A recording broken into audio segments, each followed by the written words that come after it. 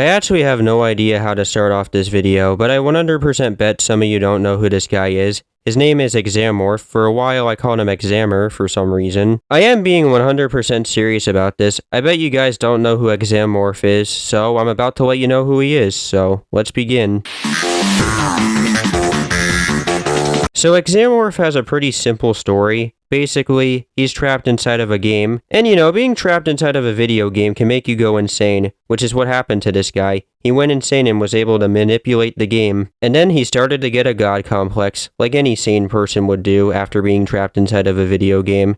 And that's basically it. Really simple and short. There is kinda more to it, but I'll get into it as the video goes on. But yeah, really simple. It's simple and basic, and that's really it, just a simple backstory. I could try to say more about it, but I have nothing else to add, so let's just move on to the next section of the video because I have nothing else to say.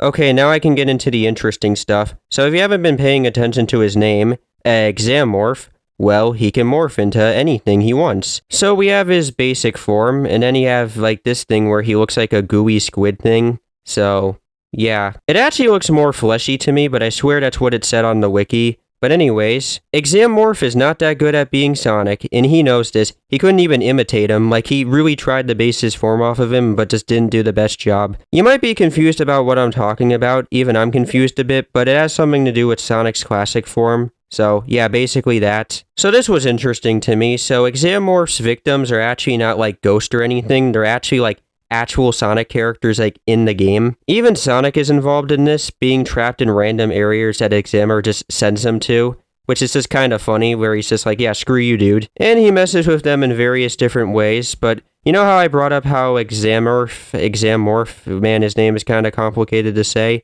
is able to like mess around with the world? Well, he has this lighter thing that he could just pull out and make the sky red. There aren't many other things to bring up. There's something to do with, like, voice manipulation. Like, he's good at it, I think. There's also, like, this fact about him liking pizza. So, that's cool. If he did have a game, it would take place on, like, the Dreamcast. So, hey, Sonic Adventure. You even have this picture for it. So, I actually could see some potential in such a thing. Imagine just going around messing with Sonic's friends. So, let's just finally get into his design.